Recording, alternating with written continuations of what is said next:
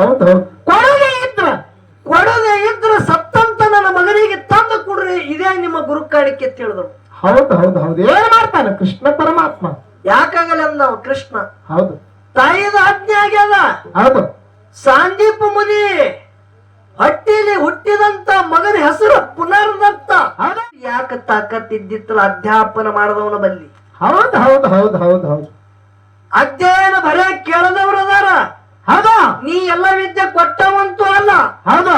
ಕೇಳದವ್ರು ಆಧಾರ ಅಂದರು. ಅಧ್ಯಯನ ಮಾಡಿದವರು ಸತ್ತ ಮಗ 12 ವರ್ಷ ಸತ್ತ ಹೋದಂತ ಮಗನಿಗೆ ತಂದು ಗುರು ಮಠಕ್ಕೆ ತಂದು ಒಪ್ಪಿಸ್ಯಾರಂದ್ರ ಏನ ನೀ ದೊಡ್ಡವ ಏನ ನಾ ದೊಡ್ಡವ? ಅವನಿಗೆ ಕೂಡ ಅನಂತನಂತ ಕೋಟಿ ಶರಣಾರ್ಥಿಗಳನ್ನ ಹೇಳಿ ಹೇಳ್ತಾರ ಮಹಾತ್ಮರು. ಏನ್ ಹೇಳ್ತಾರಪ್ಪ? ಸೃಜನ ಕುಮುದ ಸೋಮ ದುರೀಕೃತ ಕೃಜನ ವಿಜತ ಕಾಮ ಅಜಹರಿ ವಿನಮಿತ ಭಜಕ ನಿಖರ ಸುರ ಕುಜಪುರ ಹರವರ ರಜತನಗಾಲಯ. ಕೈವಲ್ಯದ ಕಲ್ಪವಲ್ಲರಿ ಒಳಗ ಶ್ರೀಮನ್ನು ಯಾವ ಸರ್ಪಭೂಷಣ ಮಹಾಶಿವಯೋಗಿಗಳು ಹೌದು ಅವರಿಗೆ ಸಪ್ಪಾಣ್ಯಪ್ಪ ಅವರ ತಿಳಿಕರದಾರ. ಹೌದು. ಅವ್ರು ಹೇಳ್ತಾರ, ಹೇ ಪರಮಾತ್ಮನೇ, ಪರಮಾತ್ಮ ನೀನು ಸದಾನ ಕಾಲ ಯಾವತ್ತೂ ಕೂಡ ಸಜ್ಜನರ ಹೃದಯ ಕಮಲದಲ್ಲಿ ವಾಸವಾಗಿದಿ. ಹೌದಾ? ಯಾವ ರೀತಿಯಿಂದ? ಒಂದ ಹೊಳೆ ಒಳಗ ಅಥವಾ ಒಂದು ನೀರಿನ ಒಳಗ ಒಂದು ಪುಷ್ಪಗಳ ಹೇಳ್ತದ. ಹೌದು. ಆ ಪುಷ್ಪ ಯಾವ ರೀತಿಯಿಂದ ಚಂದ್ರನ ಬೆಳಕಿನಂತೆ ಅರಳುತ್ತದೆ ನೋಡು. ಹೌದು. ಅದರಂತೆ ನೀ ಸದಾನ ಕಾಲ ಸಜ್ಜನರ ಹೃದಯ ಕಮಲದಲ್ಲಿ ಚಂದ್ರನ ಬೆಳಕಿನಂತೆ ವಾಸ ಮಾಡಿದೆಯಪ್ಪ. ಯಾವತ್ತು ಕೂಡ ದುರ್ಜನರ ಸಂಹಾರ ಕಾಲಾಗ ನೀನೇ ಪದೇ ಪದೇ ಅವತಾರ ತಾಳದವ ಇದ್ದಿ. ಭಗವಂತ ಈ ನಿನ್ನ ಭಕ್ತ ಉತ್ಸಲ್ಯಗ ಈ ನಿನ್ನ ಭಕ್ತಗ ನೀನು ಸದಾನ ಕಾಲ ಕರುಣಿಸು ಅಂತೇಳಿ ಮಹಾತ್ಮರು ಹೇಳ್ತಾರ. ಯಾಕ? ತ್ರಿಪುರಾಸೂರರು ತಾರಕಾಕ್ಷ ವಿದ್ಯುನ್ಮಾಲಿ ಹಿಂಗ ತ್ರಿಪುರಾಸೂರಗಳಿದ್ರು. ತಾರಕಾಕ್ಷ, ಕಮಲಾಕ್ಷ, ವಿದ್ಯುನ್ಮಾಲಿ. ಇವರು 3 ಮಂದಿ ಅಸುರಗಳು ಭೂಮಿ ತಲೆಮ್ಯಾಗ ದೇವಾದಿ ದೇವತೆಗಳಿಗೆ ಅಲ್ಲೋಳ ಕಲ್ಲೋಳ ಮಾಡೋ ಸಮಯದಾಗ ಹೇ ಪರಮಾತ್ಮನೇ, ಪರಮಾತ್ಮ ಸೂರ್ಯಚಂದ್ರನನ್ನ ರಥಕ್ಕೆ ಚಾಕ ಮಾಡಿದಿ. ಭೂದೇವಿನನ್ನ ಒಂದು ರಥವನ್ನ ಮಾಡಿದಿ.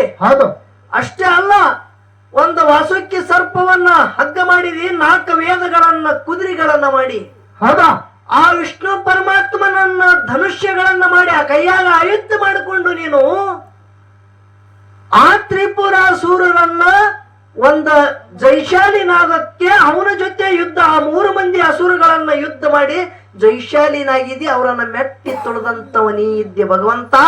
ಈ ಭಕ್ತನನ್ನ ಸವಧಾನ ಕಾಲ ಕಾಪಾಡುವಂತೇಳಿ ಮಹಾತ್ಮರು ಹೇಳ್ತಾರ. ಹೌದಲ್ಲ? ಈಶಾ ನಡೆದಲ್ಲಿ ಇಲ್ಲಿ ಯಾವ್ಯಾವು? ಅಧ್ಯಾಪನ, ಒಂದು ಅಧ್ಯಯನ. ಅಧ್ಯಯನದೊಳಗ ತಾಕತ್ತು ಏನದ? ಶ್ರೀಕೃಷ್ಣ ಪರಮಾತ್ಮ ನಿಮ್ಗೆಲ್ಲರಿಗೆ ಗೊತ್ತನ? ಕೃಷ್ಣ ಪರಮಾತ್ಮ ಎಲ್ಲಿ ಉಪದೇಶ ತಗೊಂಡ? ಎಲ್ರಿಪ್ಪ? ಸಾಂದೀಪ ಮುನಿ ಆಶ್ರಮದೊಳಗ.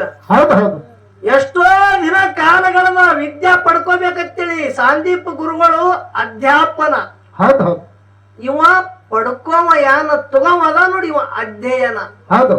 ಕೃಷ್ಣ ಅವನಲ್ಲಿ ಎಷ್ಟೋ ವಿದ್ಯೆಗಳ ಕಲಿಯುವುದಕ್ಕಾಗಿ ದಿನ ಕಳೆದ ವಿದ್ಯಾ ಪಥಪೂರ್ಣ ಇತ್ತು. ಸಾಂದೀಪ ಗುರುಗಳು ಕೊಟ್ಟಂತ ಅಧ್ಯಾಪನ ಕೃಷ್ಣಗ ಅಧ್ಯಯನ ಇತ್ತು.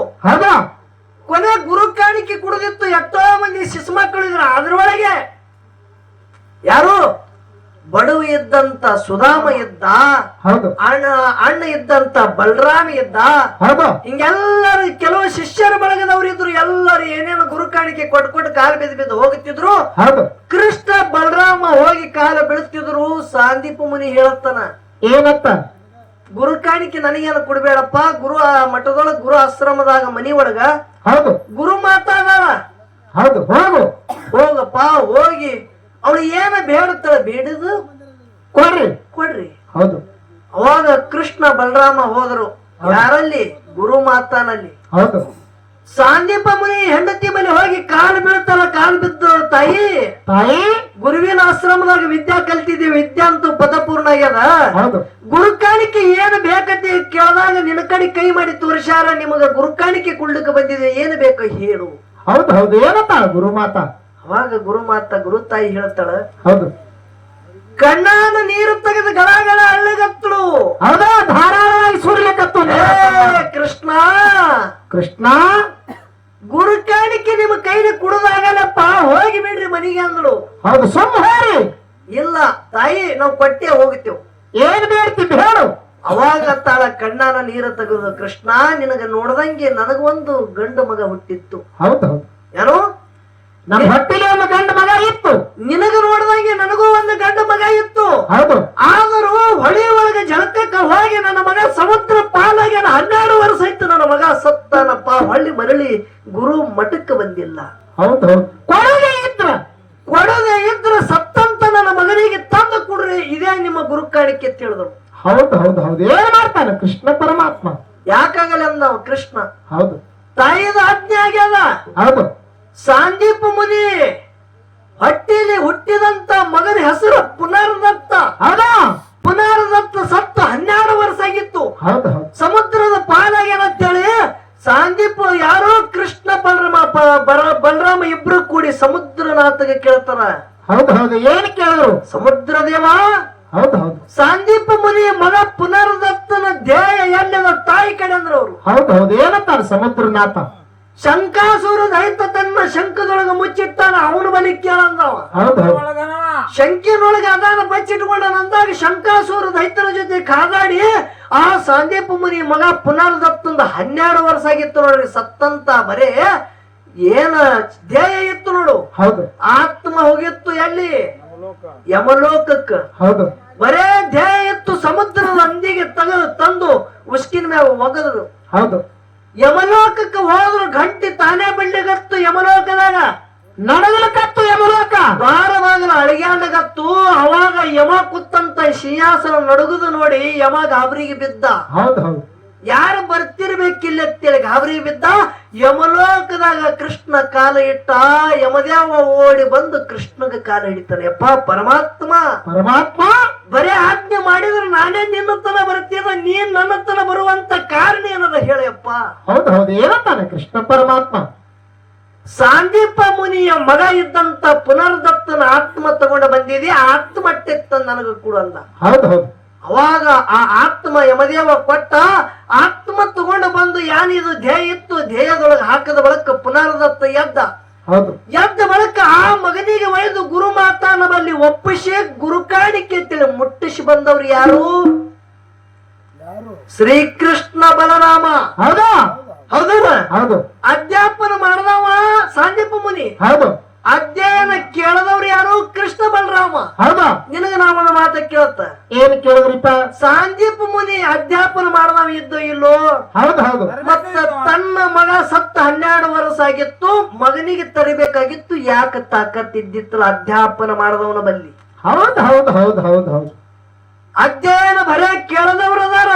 ಹೌದಾ ನೀ ಎಲ್ಲ ವಿದ್ಯೆ ಕೊಟ್ಟವಂತೂ ಅಲ್ಲ, ಹೌದಾ ಕೇಳದವ್ರು ಆಧಾರ ಅಂದರು. ಅಧ್ಯಯನ ಮಾಡಿದವರು ಸತ್ತ ಮಗ 12 ವರ್ಷ ಸತ್ತ ಹೋದಂತ ಮಗನಿಗೆ ತಂದು ಗುರು ಮಠಕ್ಕೆ ತಂದು ಒಪ್ಪಿಸ್ಯಾರಂದ್ರ ಏನ ನೀ ದೊಡ್ಡವ ಏನ ನಾ ದೊಡ್ಡವ? ಹೌದು ಹೌದು ಓ ಬೇಲೂರು ಮಾಸ್ತರ, ನಿನಗೆ ಕೇಳುದಿದು, ಹೌದಾ ವಿಚಾರ ಮಾಡಿ ಮಾತಾಡು. ಹೌದು ಎಲ್ಲ ನನ್ನ ಕಡೆ ಬಂದಿವ, ಇದು ನಂದೇ ವಿಷಯ, ಇದು ನಂದೇ ವಿಷಯ ಅಂದ್ರೆ ಏನ್ ಅರ್ಥ ಇದು? ಹೌದು ಜಗತ್ತದಾಗ ಅಧ್ಯಯನ ಅನ್ನೋದು ಬಹಳ ದೊಡ್ಡದದ.